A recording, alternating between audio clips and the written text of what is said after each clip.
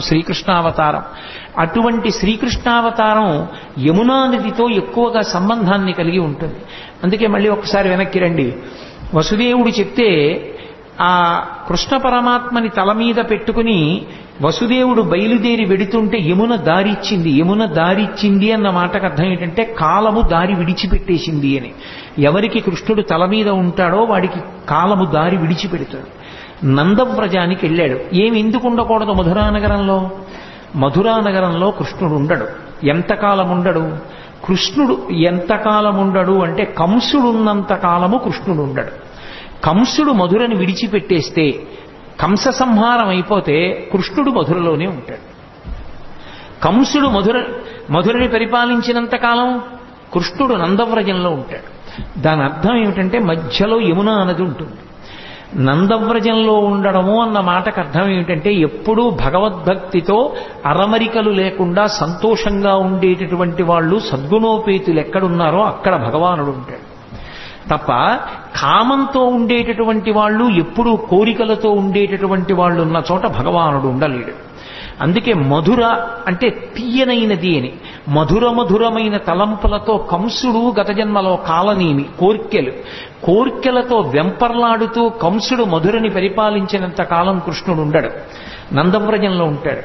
కంస సంహారం అయిపోతే అదే కృష్ణుడి చేతిలో కంసుడు మడిసిపోతే మధురానగరంలో ఉండిపోతాడు. అప్పుడు ఆ మనసు పవిత్రం. కంసుడు లేని మనసు పవిత్రం.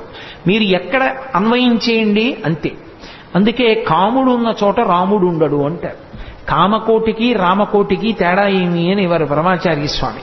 కాబట్టి కాముడున్న చోట రాముడు ఉండలేడు, ఆయనకి చోటు ఉండదు అక్కడ. రాముడున్న చోట కాముడు ఉండే అవకాశం ఉండదు. భగవత్తత్వమునందు రమించే హృదయంలో కామానికి చోటు లేదు.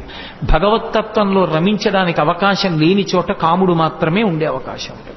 అందుకే కాముడు రాముడు, కృష్ణుడు కంసుడు, ఇవి రెండు ఎప్పుడు ఒకరుంటే రెండవ వారు ఉండరు. ఆఖరికి మాత్రం భగవంతుణ్ణి నమ్ముకున్న భక్తుడికి మాత్రం ఎప్పుడో అప్పుడు కంస సంహారమో కామ సంహారమో చేసి కృష్ణుడో రాముడో హృదయంలోకి వచ్చి నిలబడడం మాత్రం ఖాయం. ఆ భక్తి మాత్రం ఉండాలి.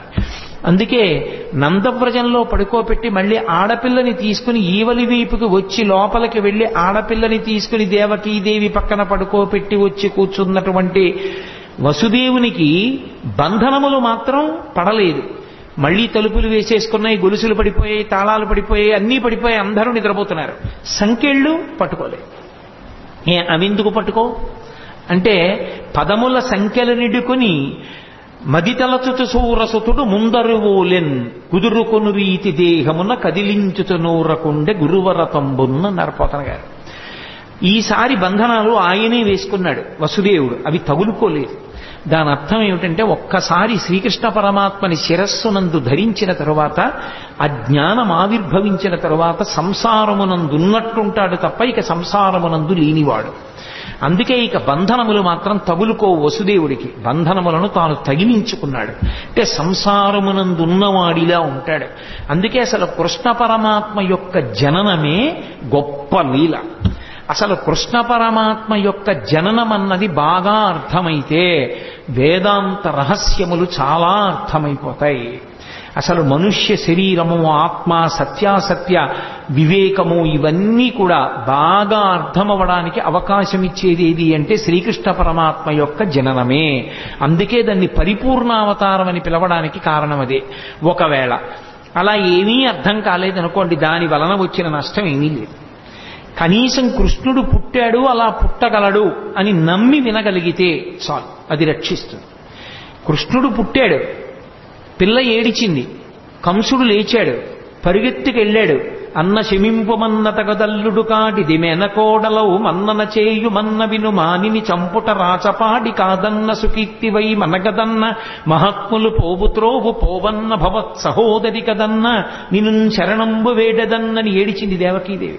అన్న అన్న అన్న అని 10 మాటలు పిలిస్తే మనసు కరుగుతుందేమో అనుకుంది పిచ్చి తల్లి. అన్న శమింపుమన్న తగదల్లుడు కాటిది మెనకోడలవు మన్నన చేయు మన్న విను మానిని చంపుట రాచపాడి కాదన్న సుకీర్తివై మనగదన్న మహాత్ములు పోవుత్రోవ పోవన్న భవత్ సహోదరి గదన్న అని అన్ని మాటలు అన్నయా అన్నయా అన్నయా అని ఏడిచింది. అయినా బలవంతంగా పిల్ల కాళ్ళు పట్టుకుని లాగేసి గిరగిరా తిప్పి ఆ పిల్లని బండకేసి కొట్టబోయాడు.